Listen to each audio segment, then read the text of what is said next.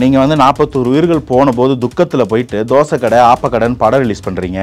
அதுக்கு உட்காந்து மூவி ரிவ்யூவராக மாறி நம்ம அரசியல்வாதி அரசியல் கருத்து பேசணுதே மாதிரி திரை விமர்சகராக மாறி படம் நன்றாக இருக்குது எல்லாம் போய் பாருங்கன்னு படத்துக்கு வரவங்களுக்கு இட்லி பொட்டலும் கொடுத்து படத்துக்குள்ள அனுப்புறீங்கல்ல. உங்களுடைய துக்கம் தான் ரொம்ப பெரிய துக்கமாக இருக்குது.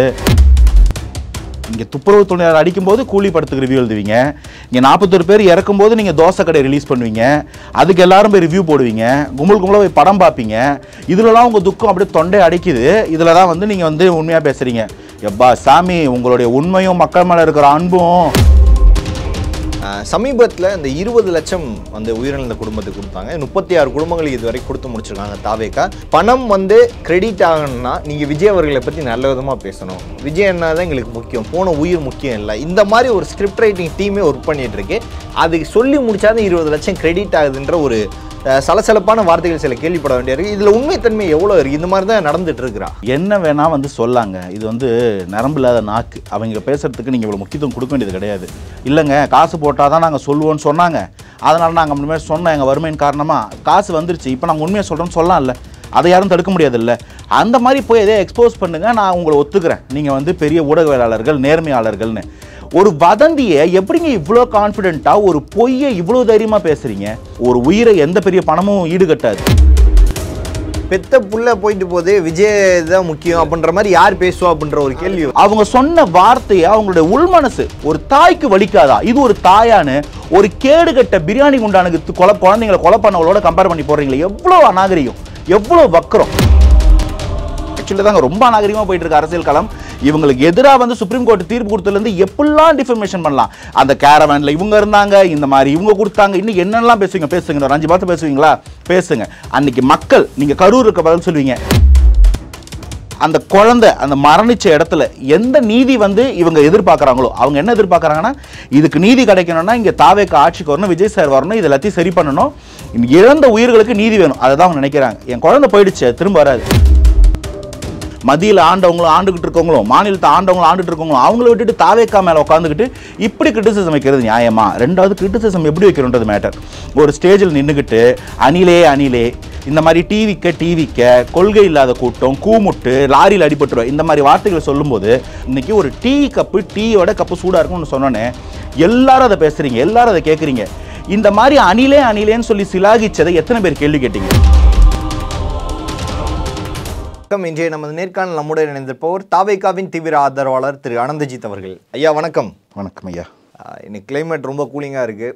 உங்களுக்கு எப்படி டீயை விட கப்பு சூடாக இருக்கா, இல்லை கப்பை விட டீ ரொம்ப சூடாக இருக்கா இன்னைக்கு நாளில்? இல்லை, அது ரொம்ப ஒரு சாதாரணமான விஷயம். எனக்கு வந்து ஒரு சில கேள்வி திரும்ப நான் நேராக போகல, அது யாரையும் வந்து காயப்படுத்திடும்ன்றதுனால. ஏன்னா ஏற்கனவே ரொம்ப காயப்பட்டிருக்காங்க, அதனால் நம்ம பல மேடையில் பார்க்க முடியுது. முன்னாடி வந்து வேற ஒரு காஃபி ஒன்று இருந்தது ஆட்சியில். அந்த காஃபி பேர் சித்தப்பா காஃபி.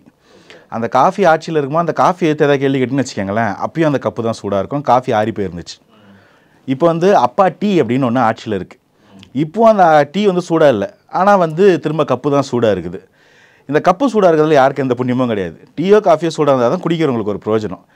அது அப்படி இருக்கேன்னு கேட்டதுக்கு டீ கம்முன்னு இருக்குது, காஃபி கம்முன்னு இருக்குது, கப்பு சூடாகுது. அதை தாண்டி இப்போ கப்போட கைப்பிடிலாம் சூடாகி கேள்வி கேட்டுகிட்டே இருக்குது. சொல்லுங்கள், 41 உயிர்கள் போயிருக்குன்றது போது கப்பு டீன்றதை எப்படி ஒரு எக்ஸாம்பிள் உங்களால் எடுத்துகிட்டு வர முடியுன்றது அவங்களோட கேள்வியாக இருந்துச்சு. நான் ரொம்ப தார்மீகமாக ஒரு கேள்வி கேட்கலாமா? நீங்கள் வந்து 41 உயிர்கள் போன போது துக்கத்தில் போயிட்டு தோசை கடை ஆப்பக்கடைன்னு படம் ரிலீஸ் பண்ணுறீங்க. அதுக்கு உட்காந்து மூவி ரிவ்யூவராக மாறி நம்ம அரசியல்வாதி அரசியல் கருத்து பேசணுதே மாதிரி திரை விமர்சகராக மாறி படம் நன்றாக இருக்குது எல்லாம் போய் பாருங்கன்னு படத்துக்கு வரவங்களுக்கு இட்லி பொட்டலும் கொடுத்து படத்துக்குள்ள அனுப்புறீங்கல்ல. உங்களுடைய துக்கம் தான் ரொம்ப பெரிய துக்கமாக இருக்குது. பார்த்து கண்ணை தொடச்சிக்கோங்க. ஏன்னா துக்கம் தாழாமல் இங்கே துப்புரவு தொழிலாளர் அடிக்கும்போது கூலி படத்துக்கு ரிவ்யூ எழுதுவீங்க. இங்கே 41 பேர் இறக்கும்போது நீங்கள் தோசை கடை ரிலீஸ் பண்ணுவீங்க. அதுக்கு எல்லாரும் போய் ரிவ்யூ போடுவீங்க. கும்பலாக போய் படம் பார்ப்பீங்க. இதிலலாம் உங்கள் துக்கம் அப்படியே தொண்டை அடைக்குது. இதில் தான் வந்து நீங்கள் வந்து உண்மையாக பேசுகிறீங்க. எப்பா சாமி, உங்களுடைய உண்மையும் மக்கள் மேலே இருக்கிற அன்பும் வார்த்தையால் சொல்லக்கூடியதா? இட்லி கடை படத்திற்கு சீமான் அவர்கள் ரிவ்யூ கொடுத்ததான் பிரச்சனை. அப்படியா கொடுத்தாரா? நீங்கள் தான் சொல்கிறீங்க. அப்படிதான் இப்போ சொன்னீங்க. நான் தோசை கடைன்னு சொன்னேன். அவர் தான் கட்சி அரசியல் சொன்னேன். நான் தோசை கடையை ஆப்பக்கடையை அரசியல் இந்த மாதிரி ஒரு துயர சம்பவம் நடக்கும்போது போய் படம் பார்த்து ரிவ்யூ கொடுத்து அந்த படத்தை சென்று காணுங்கள் அப்படின்னு சொன்னாங்கன்னா அவங்கள சொன்னேன். சீமான் அவர்கள் பேரை நேரடியாக சொல்ல ஒரு பயம் பார்க்கலங்க. நான் அவர் சொன்னது பார்க்கல. நீங்கள் பார்த்தீங்களோ? நான் பதிவு பண்ணிக்கிறேன். சீமான் போய் படம் ரிவ்யூ கொடுத்துருக்காரு, ரெக்ஸ் சொல்கிறாரு, நான் கேட்டுக்கிறேன். ஸோ இப்போ பாயிண்ட் ஆஃப் வியூக்கு வருவோம். சமீபத்தில் இந்த 20 லட்சம் வந்து உயிரிழந்த குடும்பத்துக்கு கொடுத்தாங்க. 36 குடும்பங்களுக்கு இதுவரை கொடுத்து முடிச்சிருக்காங்க தாவேக்கா.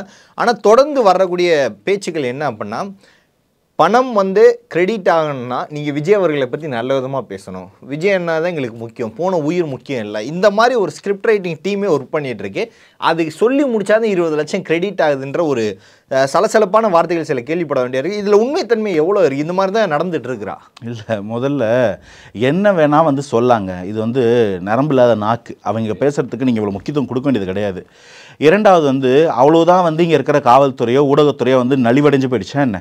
நீங்கள் காசு கொடுக்கும்போது வீடியோ எடுத்துகிட்டு கொடுத்தாக்க அவங்க காசை வாங்கின பிறகு அக்கௌண்ட்டில் கிரெடிட் ஆன பிறகு ஆர்டிஜிஎஸ் முடிஞ்ச பிறகு நீங்கள் உங்களை மாதிரி ஆகச்சிறந்த ஊடகவியலாளர்கள் போயிட்டு அதை வந்து எடுத்து இல்லைங்க காசு போட்டால் தான் நாங்கள் சொல்லுவோன்னு சொன்னாங்க, அதனால் நாங்கள் முன்னாடி சொன்னோம் எங்கள் வறுமையின் காரணமாக காசு வந்துருச்சு, இப்போ நாங்கள் உண்மையை சொல்கிறோன்னு சொல்லலாம்ல, அதை யாரும் தடுக்க முடியாதுல்ல.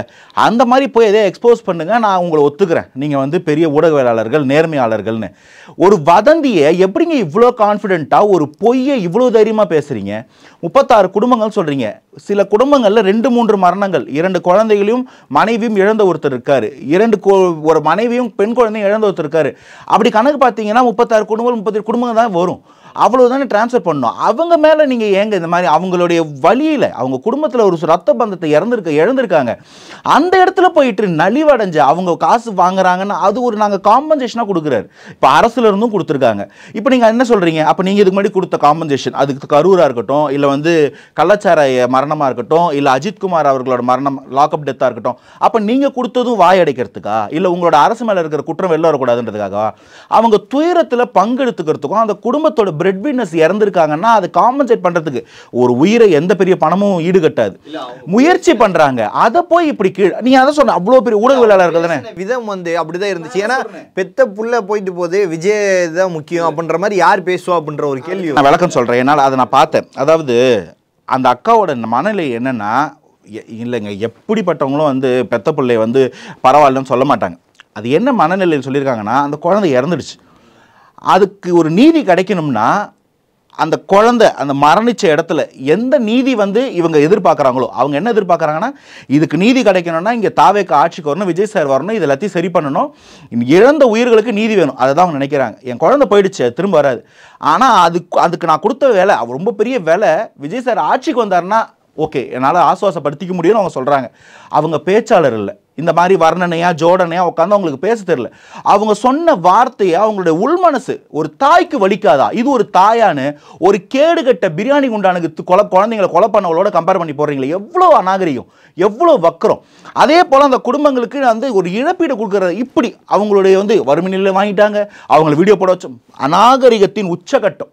உங்களால் முடிந்தால் நீங்கள் சொல்கிறீங்க உண்மையாக இருந்தால் போய் வீடியோ எடு, காசு தான் வந்துருச்சு, இல்லை யாரும் ஆர்டிஜிஎஸ் ரிவர்ஸ் பண்ண முடியாது, இல்லை போய் எடு, இல்லைனா இதுக்கெல்லாம் சேர்த்து டிஃபர்மேஷன் சூட் பண்ண போகிறோம் அப்படி அதுக்கு பதில் சொல்வீங்க. அங்கே கோர்ட்டில் வந்து நீங்கள் ஹேன்னுவீங்கல்ல, அன்னைக்கு நான் அதை பற்றி டிவியில் பேசுகிறேன். ஆனால் இன்றைக்கி என் கேள்வி, நீங்கள் அவ்வளோ பெரிய தெளிவான அறிவாளிகளாக இருந்தால் போங்க, மைக் எடுத்துகிட்டு போங்க, அவங்ககிட்ட இதுதான் ஸ்டேட்மெண்ட் கேளுங்க, தெரிஞ்சுக்கிறோம், ஒத்துக்கிறோம். அப்போது இந்த மாதிரி வாய் புளித்ததை மாங்காய் புளித்து பேசுறதுலாம் பதில் சொல்லவே கூடாது. ஆக்சுவலி தாங்க ரொம்ப நாகரிகமாக போயிட்டு இருக்கு அரசியல் களம்.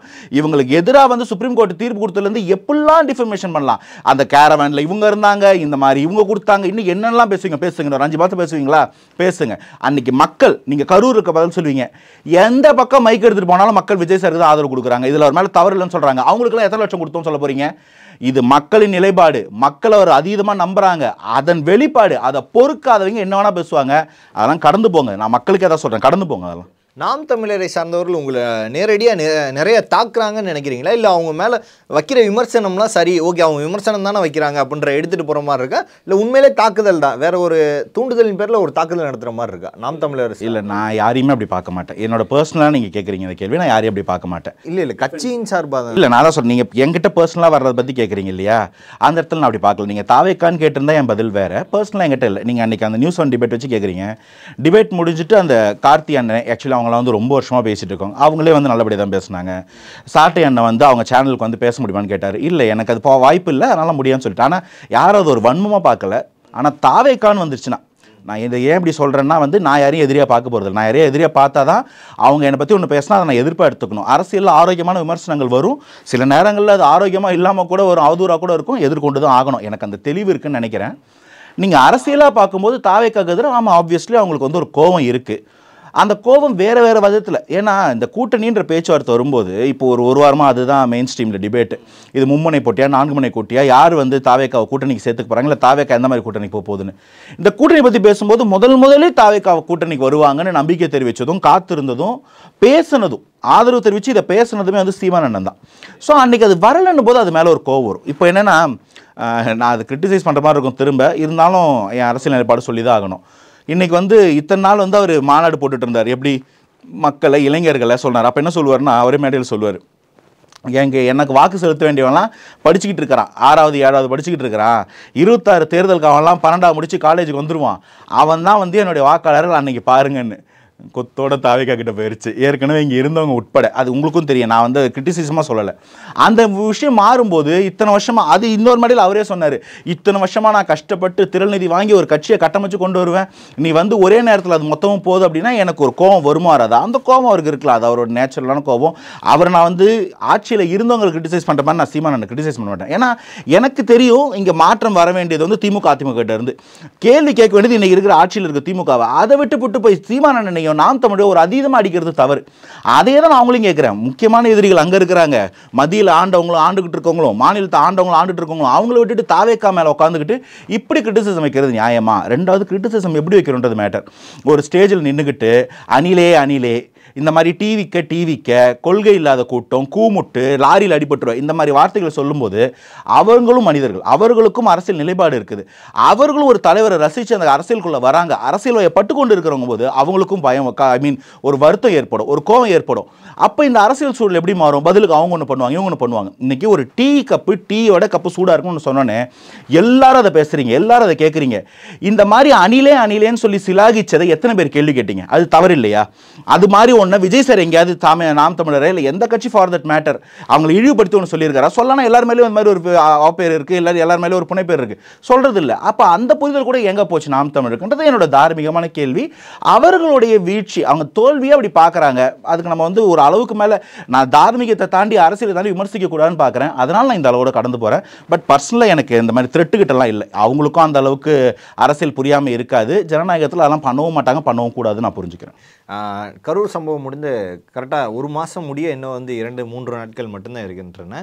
ஸோ இந்த சம்பவம் 1 மாதம் ஆக போது, எப்போ விஜய் அவர்கள் வந்து அங்கே கரூருக்கு போவான்ற கேள்வி இன்னுமே இருக்குது. இதோட எப்போ போவார், ஏன் போகல அப்படின்ற ஒரு சுச்சுவேஷன் கேட்குறாங்க.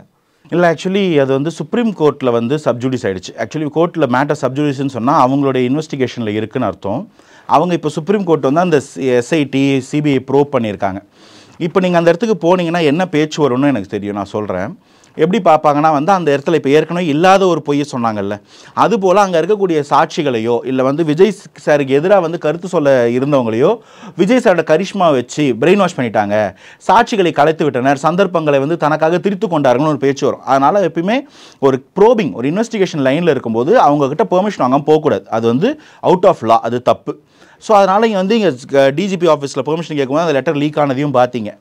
அதை தொடர்ந்து வந்து சுப்ரீம் கோர்ட்டில் இந்த கேஸ் இருக்கிறதால சுப்ரீம் கோர்ட்டில் லெட்டர் ஃபைல் பண்ணியிருக்காங்க. சுப்ரீம் கோர்ட் அந்த டைம் எடுக்கும் இல்லைங்களா, அவங்க அதை கேட்டு அவங்க எப்போ மோஸ்ட்லி போயிட்டு வாங்கன்னு தான் சொல்லுவாங்க. பட் அவங்க எப்போ பெர்மிஷன் கொடுக்குறாங்களோ அவங்க சில ரூல்ஸ் கொடுப்பாங்க, அதுக்கேற்ற மாதிரி தான் அதை செயல்படுத்த முடியும். First matter. ரெண்டாவது, அவங்க சொல்லும்போது சில கண்டிஷன்ஸ் கொடுப்பாங்க. மேபி நீங்கள் ஒரு பொது இடத்துல வைக்காமல் எல்லாரையும் ஒரு இடத்துல ஆர்கனைஸ் பண்ணி வைக்கிறீங்க, அப்போ அந்த இடத்துல அதை வந்து மானிட்டர் பண்ணுறதுக்கு நாங்கள் ப்ரோப் டீமே அங்கே உட்கார வைப்போம், இல்லை வீடியோ கவரேஜ் வேணும், அவங்க சொல்லலாம். ஸோ அப்போ அவங்க வந்து ஆறுதல் தெரிவிக்கிறது வேறு, எனக்கு எதிராக சொல்லிடாதீங்கன்னு அப்படி யாரும் சொல்லக்கூடாதுன்றதை அவங்க என்ஷூர் பண்ணிப்பாங்க. பட் நமக்கு எல்லாமே ஒரு பக்கம் தெரியுங்க, அந்த மக்கள் ரொம்ப தெளிவாக இருக்காங்க. இது வந்து ஒரு ஆக்சிடென்ட், அதை தாண்டி அதுக்குள்ளே ஒரு இம்மி சதி இருக்கக்கூடாதுன்றது என்னுடைய பிரார்த்தனை. இருந்ததுன்னா அதில் விஜய் சாருக்கு இம்மியும் பங்கு இல்லை, அதை செஞ்சவங்க வேற யாரோ, அதை வெளிக்கொண்டு வரணுன்றதான் இந்த மக்கள் நீதி விசாரணை கேட்குறாங்க. அதை சுப்ரீம் கோர்ட் கொடுத்துருக்காங்க. அது சுப்ரீம் கோர்ட் வந்து அந்த இன்ட்ரிமெடிட் கொடுத்தோன்னே இங்கே அது வரைக்கும் பேசிக்கிட்டு இருந்த வாடகை வேன்கள் யாருமே எந்த ஊடகத்திலையும் வர்றதில்லை, இந்த டிபேட்டை பற்றி பேசுறதே இல்லை, அவங்க தலைமறைவாக போயிட்டாங்க. அதை என்னைக்கு கேட்பீங்கன்னு தெரியல. அதனால் அது சுப்ரீம் கோர்ட் பெர்மிஷன் கொடுக்கும்போது அவர் போவார். அதுக்கப்புறம் வந்து ஆப்வியஸாக சுற்றுப்பயணம் தொடங்கும். கரூர் போவார், கண்டிப்பாக கரூர் மக்கள் போய் சந்திப்பார், பாதிக்கப்பட்ட குடும்பங்களும் சந்திப்பார். எனக்கு அது தெரியும் எப்பன்றது. இது போல் சட்டத்துக்கு உட்பட்டு இருக்கிறதுனால அது கணக்கு நாள் வெயிட் பண்ணிட்டு. ஒரு பிரபல பத்திரிகை வந்து இப்போ ரீசெண்டாக விஜய் அவர்களை பற்றி, விஜய் அவர்கள் கேரவனில் இருக்கும் நடிகைகள் அப்படின்ற ஒன்று போட்டிருந்தாங்க, பயங்கர வைரல் ஆகிட்டு இருந்துச்சு. இதை பற்றி தாவேக்காவோ மற்ற தரப்போ எந்த ஒரு இது கருத்தும் தெரிவிக்கலை. பட் ஆனால் இந்த வீடியோ வந்து வைரல் ஆகிருந்துச்சு. அவரோட அசிஸ்டன்ட் சொல்ல அவரோட பிஏவை போட்டு ஹீரோயின்ஸ் கூட இருக்கிற மாதிரி ஃபோட்டோலாம் போட்டு இது கேரவன் அப்படின்ற மாதிரி ஒன்று போர்ட்ரேட் பண்ணாங்க. பார்த்தீங்களா அந்த இமேஜ்? பார்த்தீங்களா? இந்த விளக்கு யாராவது பிடிக்கணுமா இல்லை அதுவே இந்த ஆங்கிள்லேயே தொங்குமா? இல்லை, அது அந்த ஆங்கிள் தொங்கும். யாரும் பிடிக்க வேணாம். அப்போ எந்த விளக்கு யாரும் பிடிக்கிறது இல்லைல்ல. சரி, இந்த டாபிக் வரேன். எனக்கு என்னென்னா வந்து யாரும் பார்த்தாங்களா, பார்த்த மாதிரி பேசுகிறாங்களான்னு தெரியல. இது மாதிரி ஆளுங்களை வந்து புறந்தள்ளுறது, பதில் சொல்லாமல் இருக்கிறது நான் பெட்டர்னு நினைக்கிறேன்.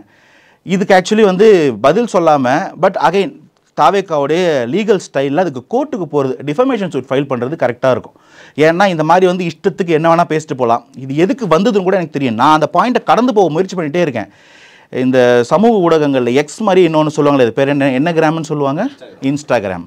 அதில் ஏதோ ஒரு ஃபோட்டோ ஜூம் பண்ணி பார்க்க ட்ரை பண்ணி அது கை தவறாமல் அந்த எதுனா போஸ்ட்டோ ரீபோஸ்ட்டோ ஷேரோ லைக்கோவில் கைப்பட்டு அதை மற்றவங்க பார்த்துட்டாங்கன்னா டக்குன்னு அதை மறைக்கிறதுக்கு ஒன்று பண்ணுவாங்கல்ல, இது அது. அங்கே ஒன்று மாட்டினோடனே அதுக்கு பதில் சொல்லாமல் இங்கே டக்கு டக்குன்னு வேறு ஒன்று பண்ணி அதை திருச்சிலான்னு பார்ப்பாங்கல்ல. நீங்கள் இதை பண்ணுறதால தான் அதை பேச வேண்டியதாக வருது. நாங்கள் வேறு எங்கேயாவது எடுத்தோமா, நான் அரசியல் பூர்வமாக அதை தொட்டேனா, இதை மாதிரி கேடுகட்ட கமெண்ட் ஒன்று நீங்கள் வைக்கும்போது அப்போ இதுக்கு பதில் சொல்ல வேண்டிய ஒரு தேவை ஏற்படுது.